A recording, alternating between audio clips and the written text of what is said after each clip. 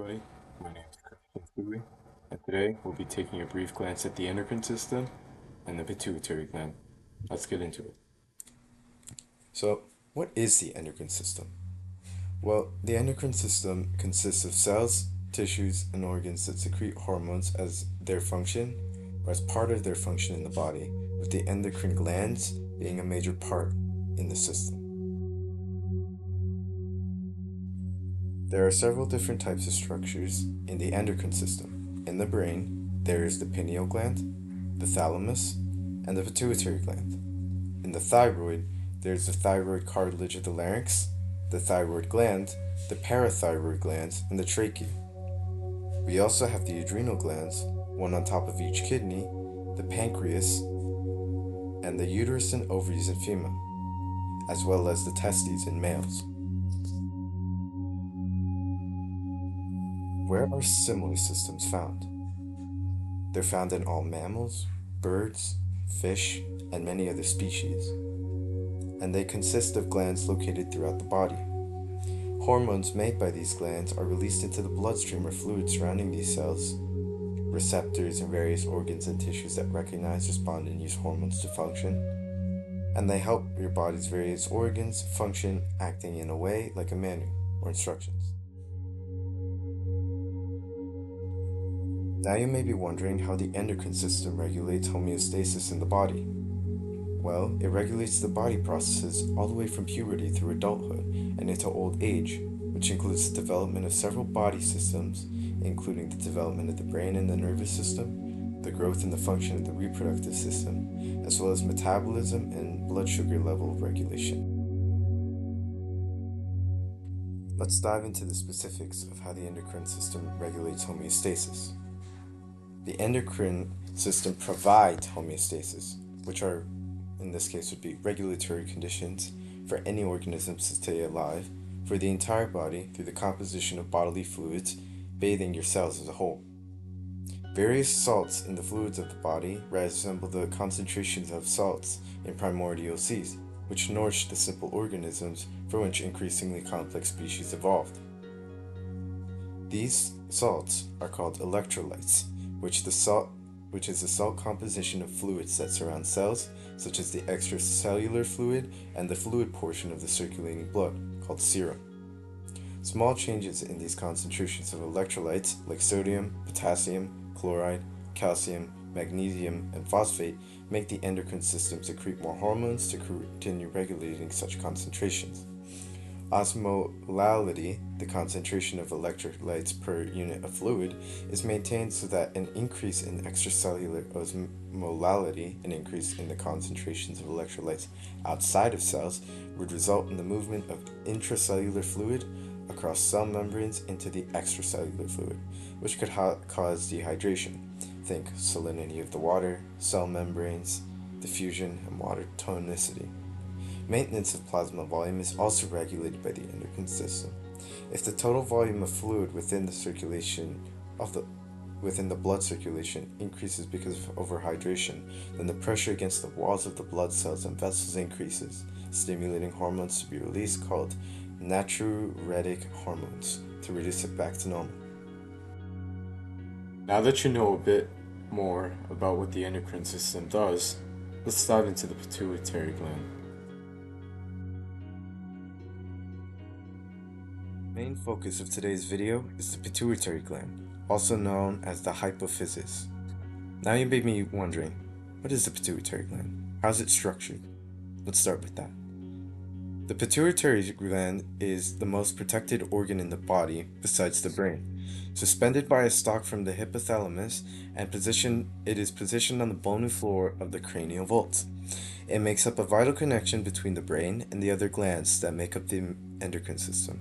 It has two major divisions: the neural hypophysis, which develops as an outgrowth of the brain wall during fetal development, and the adenohypophysis, derived embryologically from the tax pouch, which is an ectodermal evagination and outgrowth of the three germ layers of an embryo that is the source of many different systems, such as the epidermis, skeletal system, eyes and ears, and it is made up of three subdivisions or parts: the pars distalis, the pars tuberalis, and the pars intermedia. The anterior lobe is commonly used to include the pars distalis together with the pars tuberalis. The pars distalis makes up about 70% of the entire pituitary gland, with the pars tuberalis being very small and restricted, forming a collar around the infundibular stem. It contains some secretory cells, but has no hormonal functions different than the pars distalis. The pars tuberalis contains gonadotrophic hormones.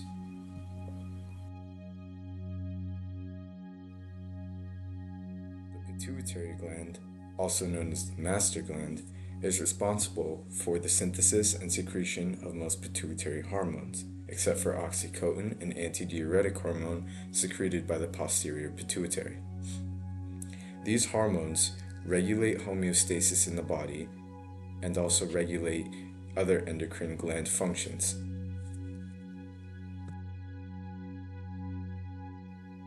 Pituitary gland hormones.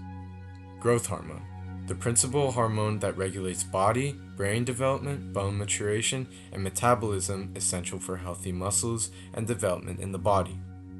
Luteinizing hormone and follicle stimulating hormone. These hormones control the production of sex hormones, estrogen and testosterone, as well as sperm and egg maturation and release. Prolactin. This hormone stimulates the secretion of breast milk in females. Thyroid stimulating hormone. This hormone stimulates the thyroid glands, located above the kidneys, to release the hormone cortisol, which regulates carbohydrate, fat, and protein metabolism, and is essential in dealing with stress in the body. Vasopressin, also known as antidiuretic hormone. This hormone promotes water to be reabsorbed in the kidneys and is essential in water and electrolyte balance. Think water tonicity on a cellular level. What happens if the pituitary is afflicted by disease? The pituitary may under or overproduce certain hormones. Slowed down or non-existent hormone production from the pituitary gland is called hypopituitarism, which many consider pituitary failure. What are the symptoms and treatments for pituitary failure, and what does each one do? Pituitary tumors, also called pituitary adenomas, can cause and result in hormone overproduction, causing serious endocrine disturbances such as acromegaly, excess growth hormone, Cushing's disease, which is excess ACTH, or prolactinoma, excess prolactin. Other pituitary adenomas are non-functional or endocrine inactive, meaning that they don't produce excess hormones. As these tumors enlarge, they can cause compression of the normal pituitary gland, leading to decreased or non-existent hormone production, hypopituitarism or pituitary failure, visual loss from the optic chiasm, optic nerve compression, and headaches as a result. Pituitary failure can also result from bleeding into a pituitary tumor, pituitary or intracranial surgery, radiation therapy to the pituitary, or head trauma. Two hormones are produced in the hypothalamus, which are oxytocin and antidiuretic hormones. They're made by nerve cells in the hypothalamus, which are also known as neurosecretory cells. The axons of the neurosecretory cells in the hypothalamus extend into the posterior lobe of the pituitary. Oxytocin, ADH, is transported through these axons into the posterior pituitary, where they're stored for eventual release into the bloodstream. Blood. Special system of blood vessels connects the hypothalamus with the anterior pituitary. Nerve cells in the hypothalamus secrete discharge and inhibiting hormones. Releasing hormones stimulate the anterior pituitary to make and secrete hormones. Release inhibiting hormones inhibit the production and secretion of anterior pituitary hormones. Some hormones are regulated through a realizing hormone and a release inhibiting hormone. Feedback mechanisms. Homeostasis can be defined as a stable internal environment. The endocrine system plays an important role in maintaining this stable environment. To maintain the environment, feedback mechanisms control hormone secretion. A feedback mechanism is one in which the last step of a series of events controls the first. This can be either negative or positive, with most hormone systems using negative feedback to function. Negative feedback can be defined as the final step in a series of events which inhibits the initial signal. An example of negative feedback is regulating the levels of thyroid hormones.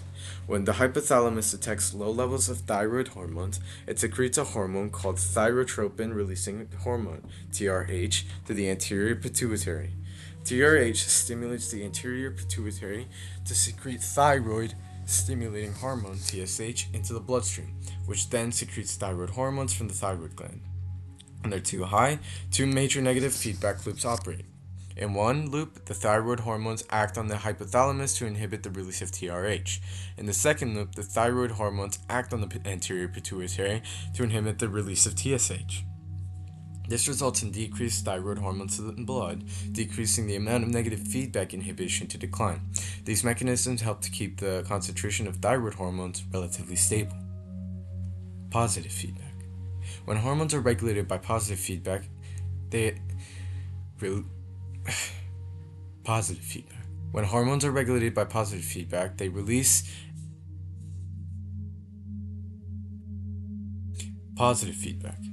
When hormones are regulated by positive feedback release of an initial hormone, it stimulates the release or production of other hormones as substances, which stimulates the further release of the initial hormone. For example, increased estrogen concentrations stimulate luteinizing hormone secretion before ovulation in females. Antagonistic hormones. Several hormones work together in pairs to regulate the levels of critical substances. These hormones are called antagonistic because their actions have the opposite effects. Glucagon and insulin are examples of antagonistic hormones. They maintain a specific level of blood glucose in the blood. When the glucose level in the blood is high, such as after eating a meal, insulin triggers the transfer of glucose from the blood into the body cell for storage or immediate use. In contrast, when glucose levels in the blood are low, such as in between meals, glucagon promotes the release of glucose into the blood from storage sites in the liver and elsewhere. Together, insulin and glucagon ensure that glucose level in the blood is maintained. Calcitonin and parathyroid hormone are other examples of antagonistic hormones.